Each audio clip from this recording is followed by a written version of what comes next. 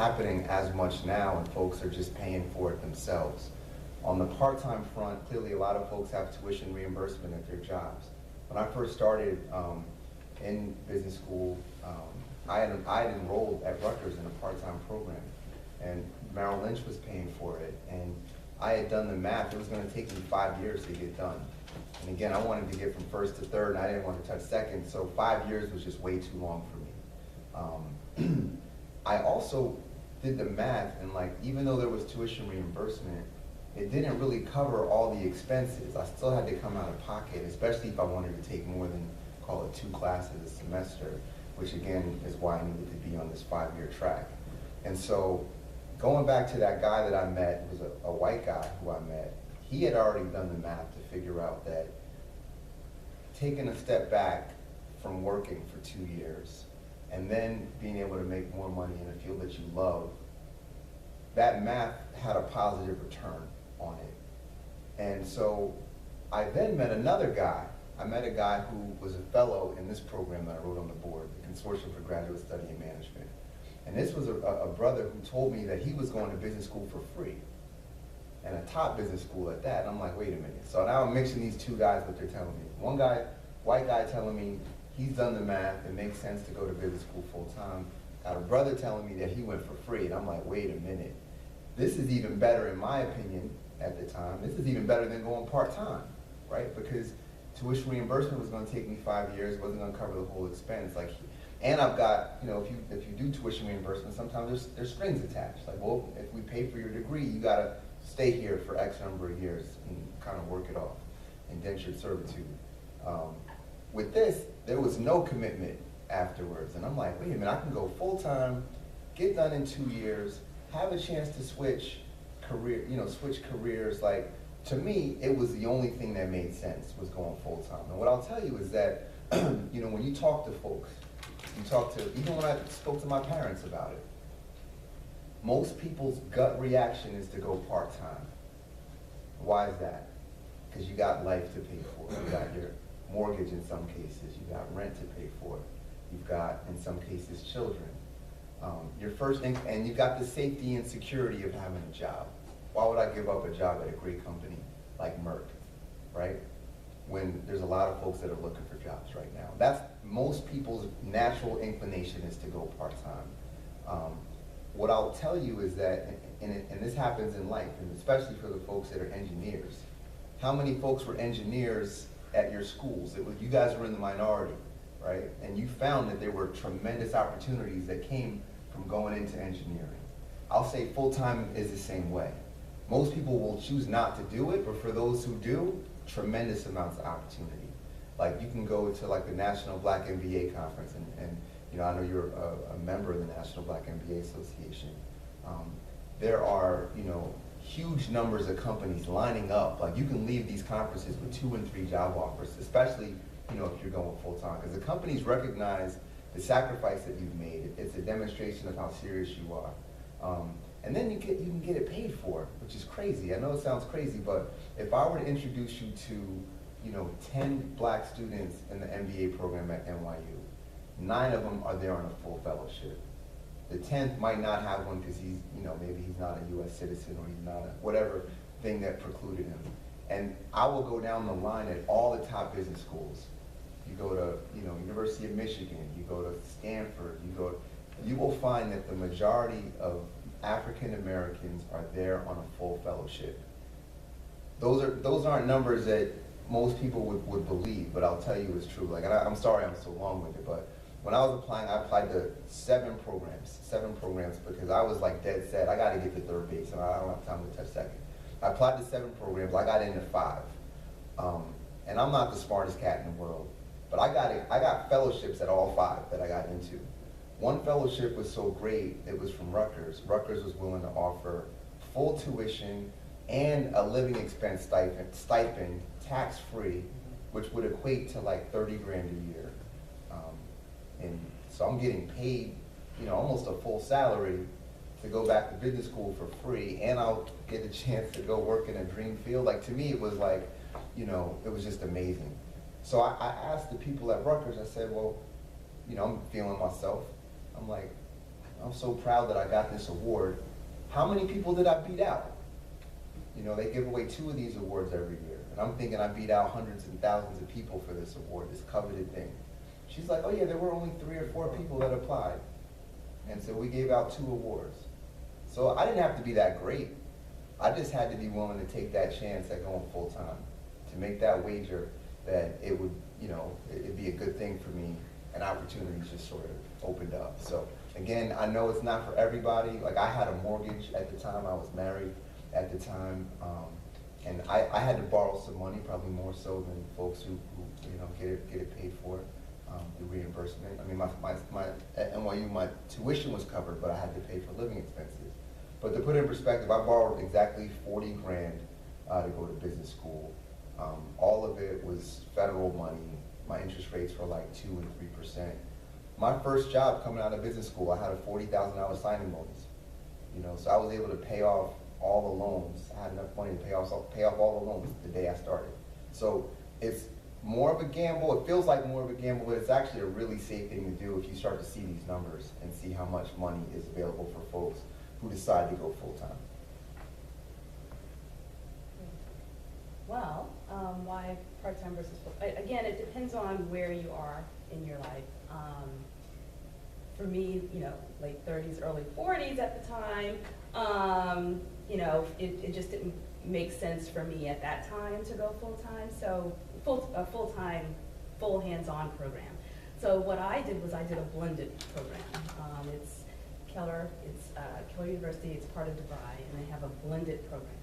So what does that mean? It is a part-time MBA, but it does allow you to have on-campus experience. So I did have on-campus activities and courses.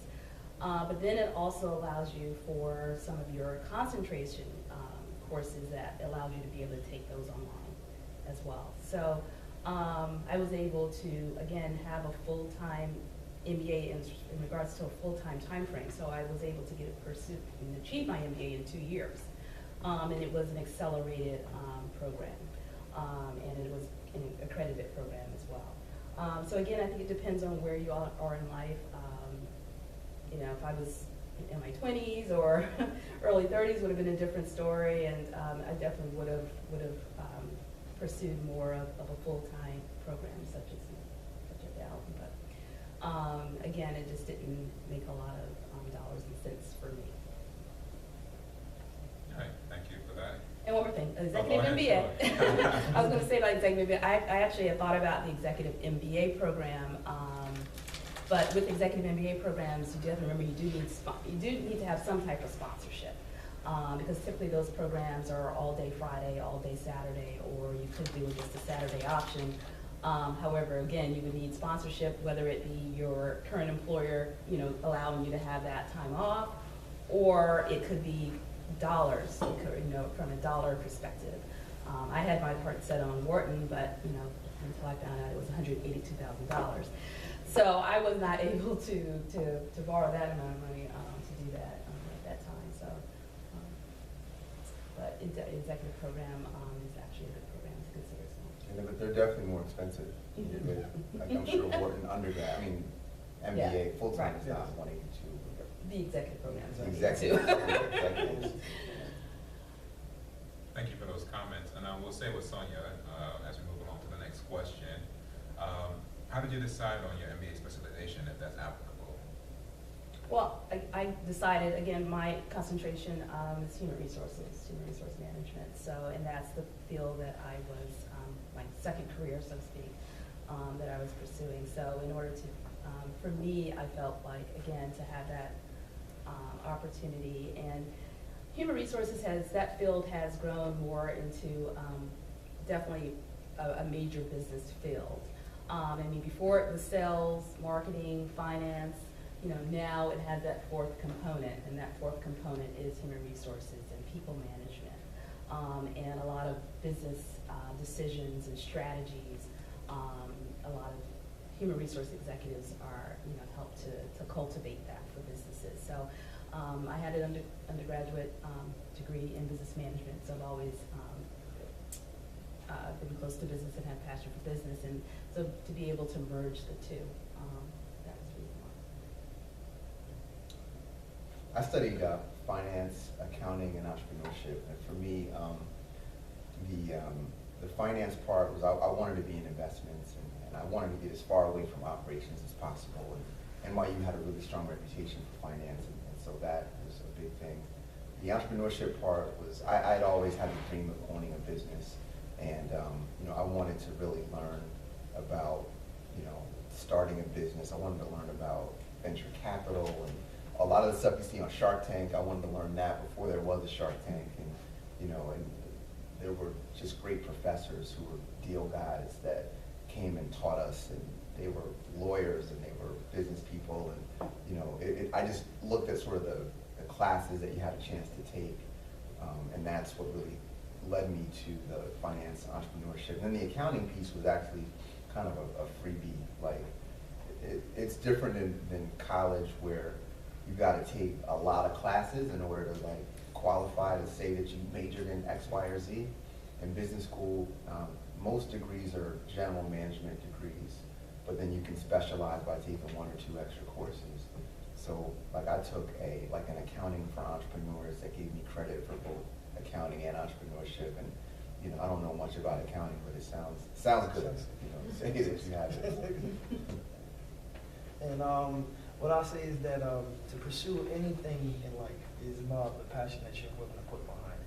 So considering actually a major or having, some of you might not understand or know exactly where you want to be. You know what I'm saying? Because you might have started just your careers and just work.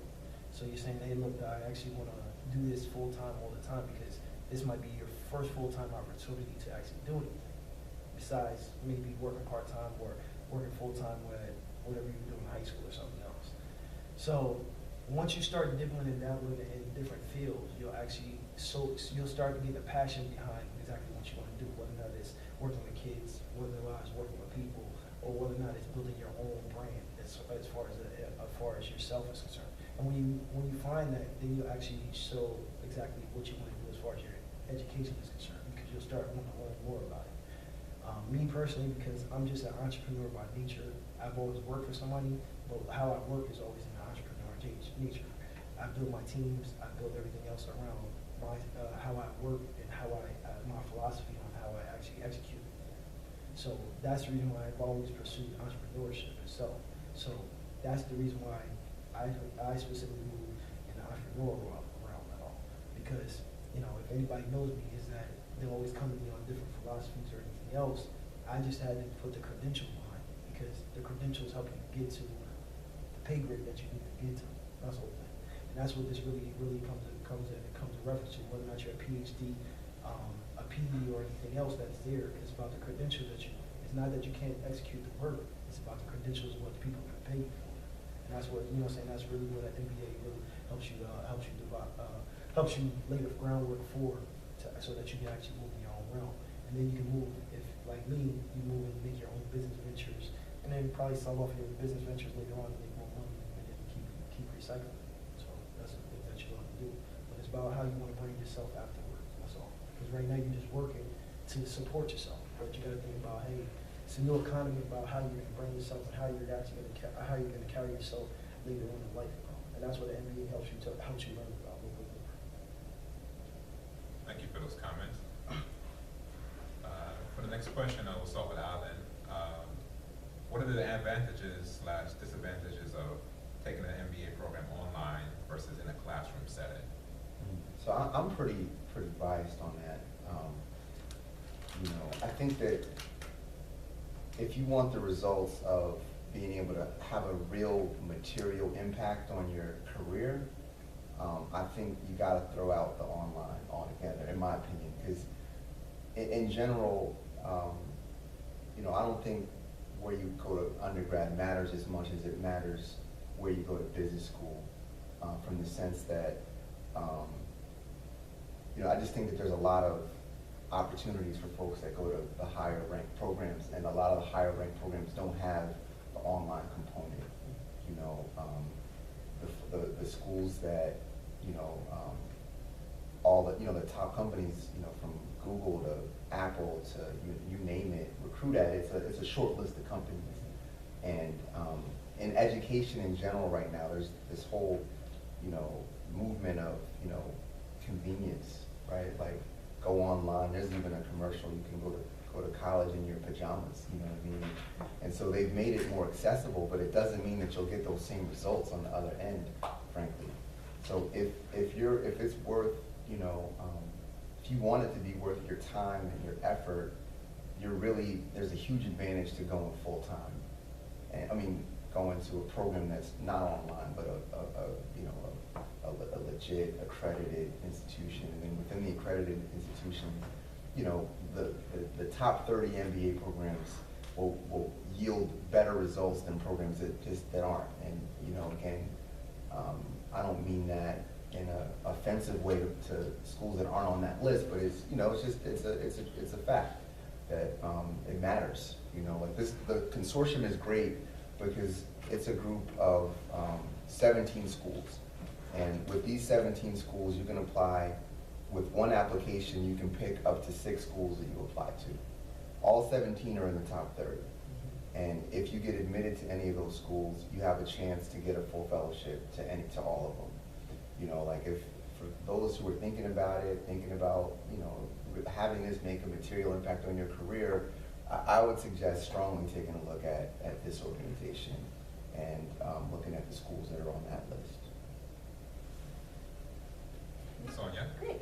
Well, I think it depends.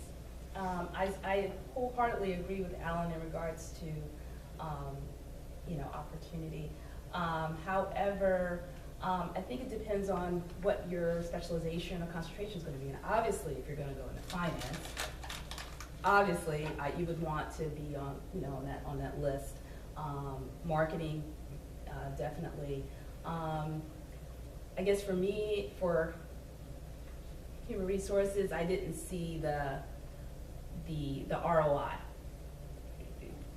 Basically, it's what it is. I didn't see the ROI to go to, you know, let's just say an Ivy League school, just to concentrate in human resource management when I could have gone and gotten a PHR or SPHR, and would have been just as competitive in that field. So I think it depends on where you already are. I mean, again, I was not fresh out of, you know, undergrad. I had an established career. I just decided to switch careers. I was on an executive level, executive track. So I think it depends, you know, on where you are. But from what I've heard from your bios so far, I would say definitely go to a full-time program. But again, it depends on where you are in life. I was lucky enough, again, I went to a blended program where, you know, it was, you know, in the classroom, you were in a cluster type setting, and then there were just some additional courses that I took online. So, yeah, if I could do it all over again, I would love to, but again, it depends on where you are. I think it's a good point. I'm sorry to jump that in front, but for those that are interested in entrepreneurship, you know, like, just like you said, depends on what you're trying to get on the other end. Like, for some folks, they're not trying to get a job on the other end, or in some cases, it's a very specialized thing you're trying to go after.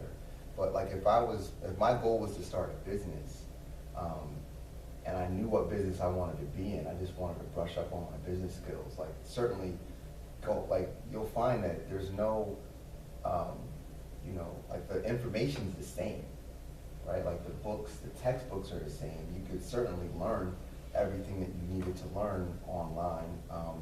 It's just a question of the results on the other end. You know, like, what results are you looking for? So, not to throw out the online altogether.